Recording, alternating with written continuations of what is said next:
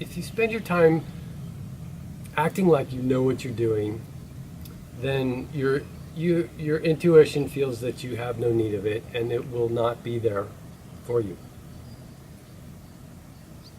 When you're open to the fact that you don't know all the answers, then your intuition is ready on standby. And most of us don't know how to completely do anything, unless we've got a total specialist on the scene. Then I need my intuition.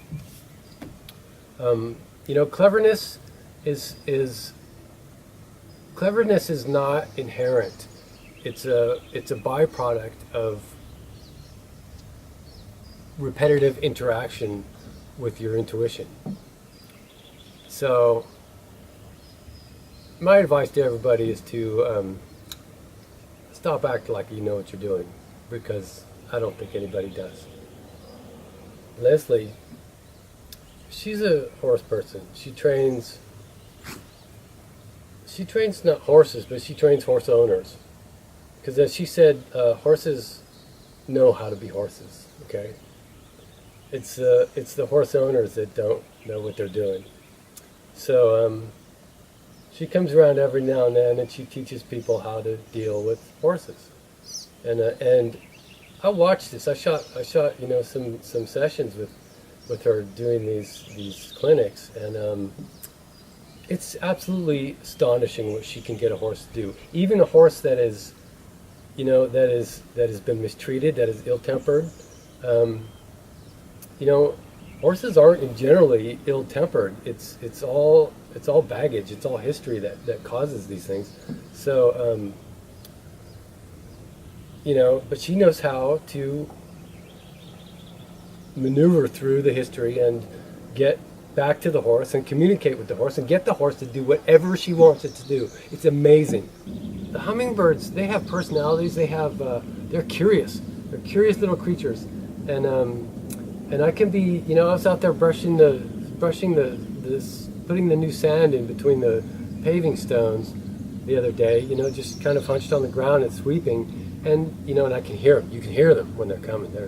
They just make this low rumble. It's like their wings move so fast they create a low wave frequency, which is really amazing.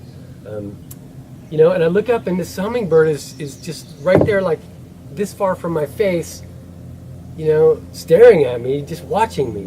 What am I doing? And it's kind of freaky because they got this long beak and it's right by your eye, and but he's there. He's just watching me. He's like, "What is this? What are you doing?" They're so curious. It's amazing. So, but when you go to try to photograph them, they move so fast. They can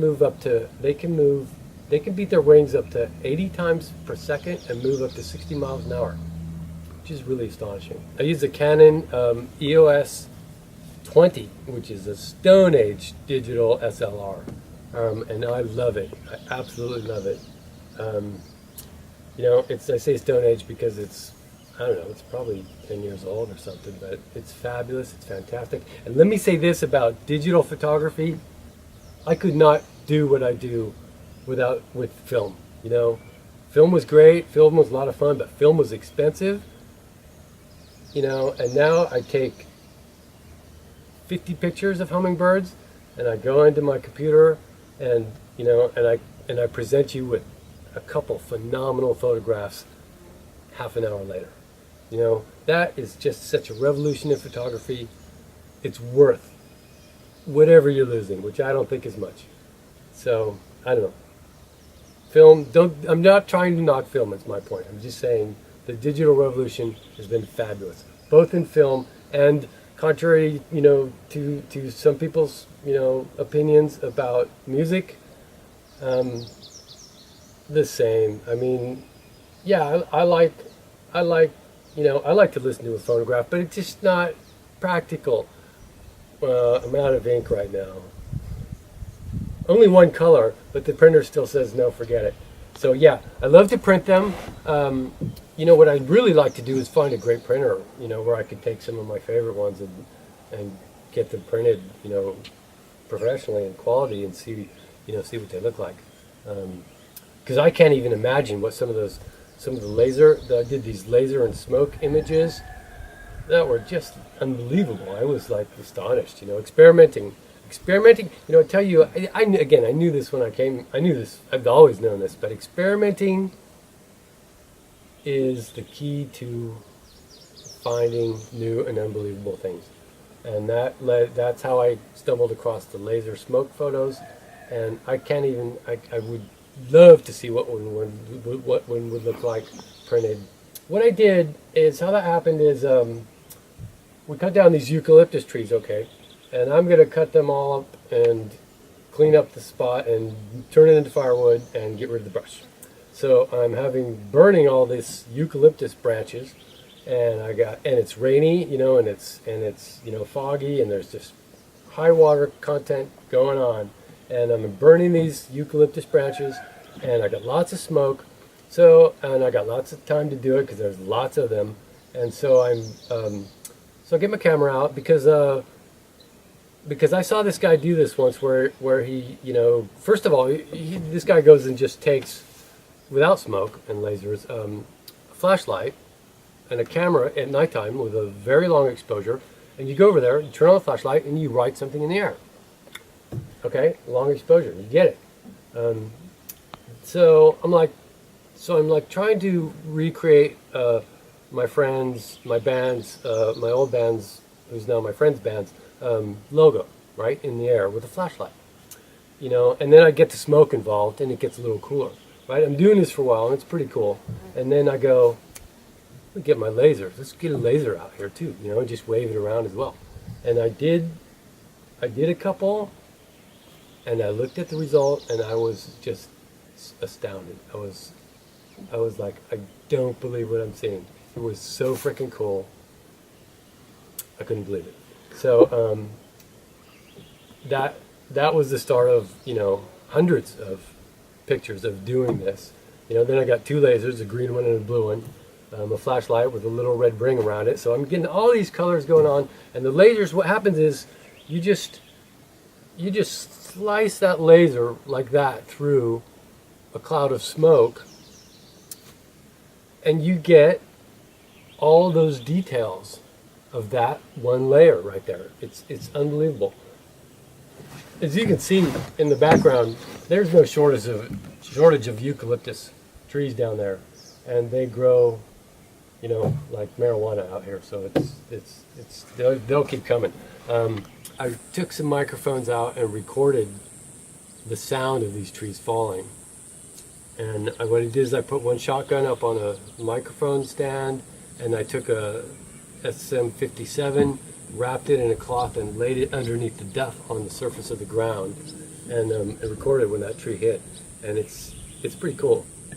I'll tell you something about the artistic side of me, though.